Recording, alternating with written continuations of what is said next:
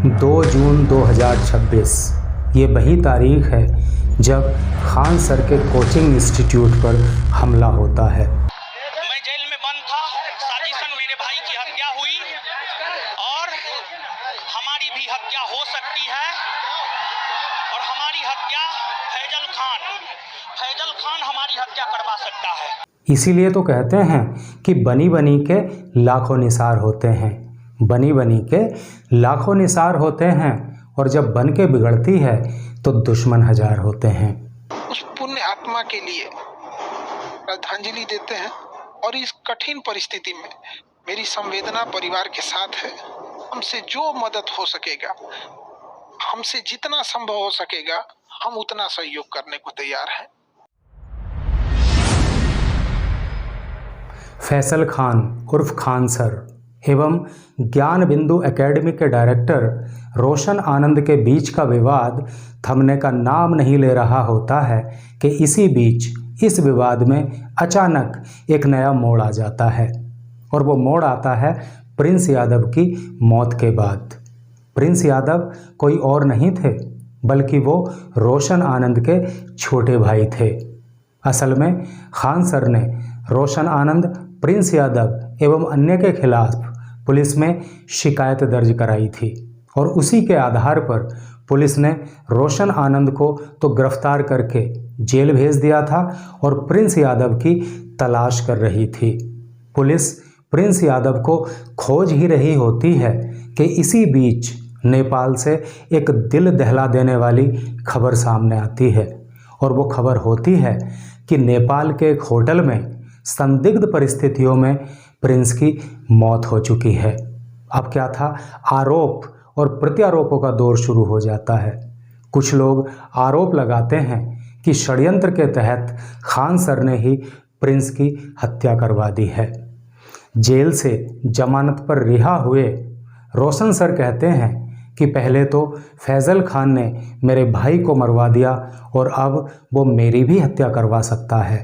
क्या उन्होंने कहा, आप भी सुनिए। मैं जेल में बंद था, साजिशन मेरे भाई की हत्या हुई और हमारी भी हत्या हो सकती है और हमारी हत्या फैजल खान हमारी हत्या करवा सकता है।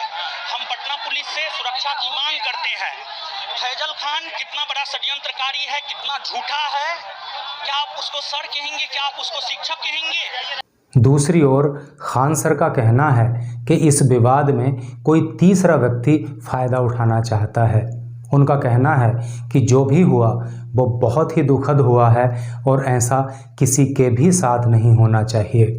दुख की इस घड़ी में हम परिवार वालों के साथ खड़े हैं और जो भी संभव होगा हम सहयोग करने के लिए तैयार हैं। इस मामले में उच्च स्तरीय जांच होनी चाहिए और जो भी दोषी हों उन्हें कड़ी से कड़ी सजा दी जानी चाहिए।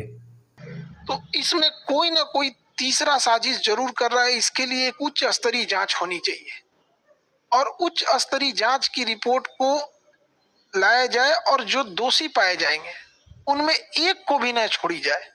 फांसी से नीचे इनकी कोई सजा नहीं होनी चाहिए। आखिर ऐसा किसने, अगर किसी ने इसमें इन्वॉल्व है तो। कुछ लोगों का कहना है कि प्रिंस यादव की आंख पर जो चोट के निशान मिले हैं उससे हत्या का शक और भी गहरा हो जाता है, जबकि कुछ लोगों का कहना है कि ये हत्या नहीं है बल्कि ये बीमारी के कारण हुई एक मृत्यु है, क्योंकि प्रिंस बीमार थे, वो दवाई खाते थे और पहले भी उन्हें 2 बार अटैक आ चुका था। हम प्रिंस का दोस्त हैं और प्रिंस का पहले से दवाई चलता था मेंटल का, उसको 2 बार अटैक आ चुका था, उसको कोई कुछ नहीं किया गया है। अब ये तो पोस्टमार्टम रिपोर्ट के बाद ही पता चल पाएगा कि ये हत्या है या किसी बीमारी के कारण हुई मृत्यु। अगर ये किसी बीमारी के कारण हुई मृत्यु है तो फिर हत्या का तो मामला ही नहीं बनता और यदि ये हत्या है तो फिर ये जांच का विषय बनता है कि आखिर इस हत्या के पीछे कौन लोग हैं। फिर गहनता से जांच होगी और जो भी दोषी पाए जाएंगे कानून उन पर अपना शिकंजा कसेगा। अब यहाँ पर 3 बर्निंग क्वेश्चन खड़े होते हैं। पहला सवाल तो ये है कि आखिर प्रिंस यादव को देश छोड़ करके नेपाल क्यों जाना पड़ा। और दूसरा सवाल यह है कि रोशन आनंद जेल क्यों गए। और तीसरा सवाल यह है कि आखिर खान सर की गिरफ्तारी क्यों नहीं हुई। तो चलिए इसकी इनसाइड स्टोरी जानते हैं। 2 जून 2026 ये वही तारीख है जब खान सर के कोचिंग इंस्टीट्यूट पर हमला होता है। लगभग 20 लोग खान सर के कोचिंग सेंटर पर पहुंचते हैं, वहां तोड़फोड़ करते हैं और एक गार्ड की बहुत बुरी तरह से पिटाई भी कर देते हैं। खान सर आरोप लगाते हैं कि उनके कोचिंग सेंटर पर ज्ञान बिंदु एकेडमी के डायरेक्टर रोशन आनंद ने हमला करवाया। वो बताते हैं कि हमलावरों ने तोड़फोड़ की, मारपीट की और कई राउंड फायरिंग भी की। 10 मिनट में ऐसा लगा कि जैसे अफरा तफरी होके रख गया यहाँ पर। 8-10 राउंड तो हम देखे हैं यहाँ पे, 8-10 राउंड हम देखे हैं। हमें क्या पता है, अभी पीएमसीएच में एडमिट है, उसका पूरा सर फाड़ दिया गया है यहाँ पर।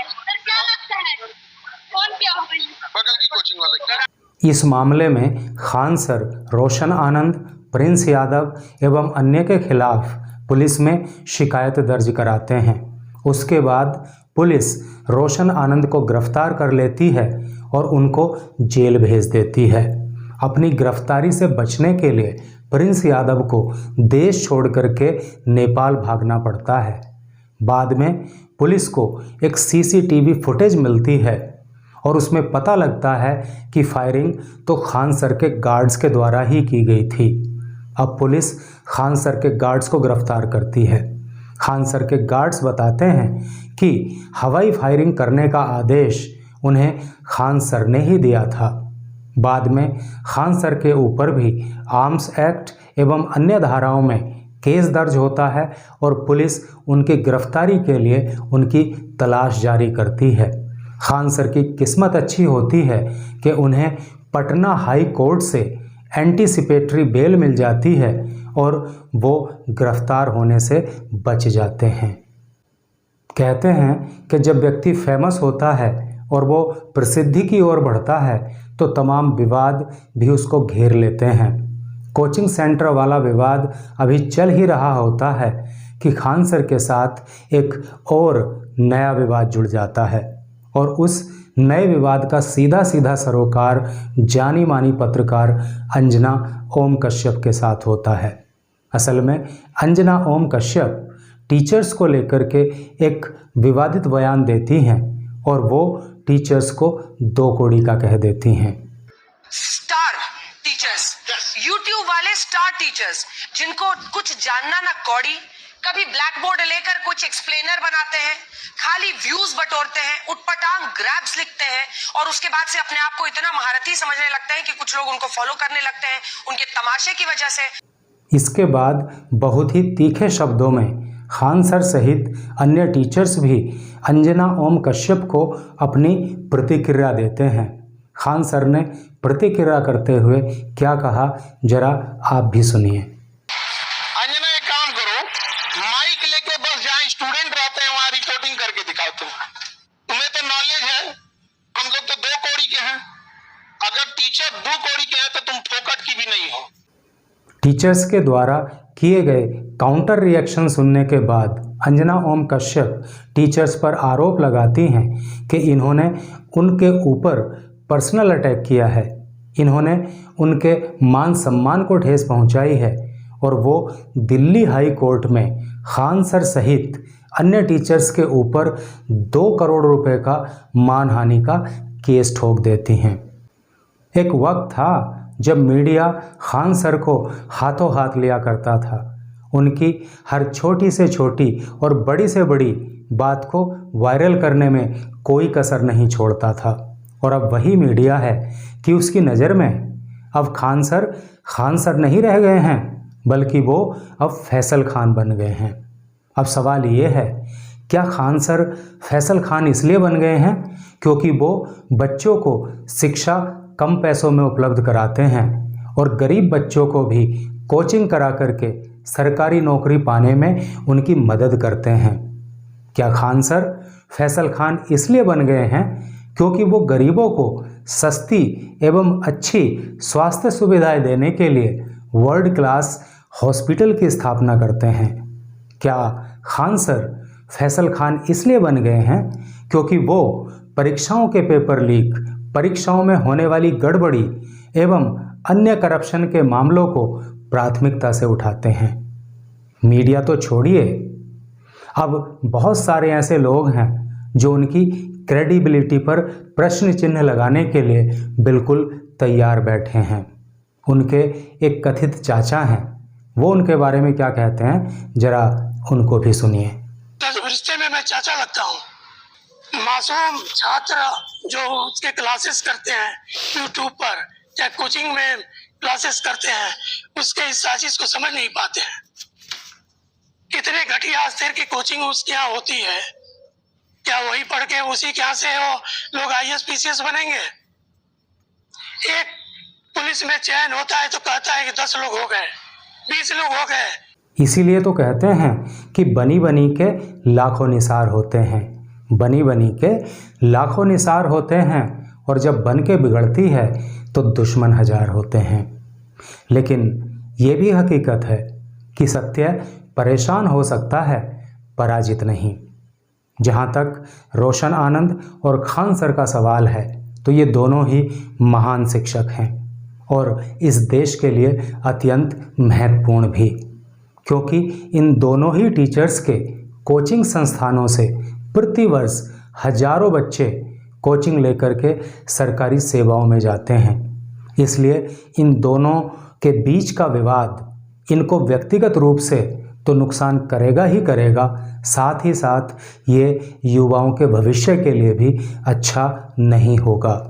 और जो चीज़ युवाओं के भविष्य के लिए अच्छी नहीं होती तो अल्टीमेटली वो देश के लिए भी अच्छी नहीं होती, उससे देश का भी नुकसान होता है।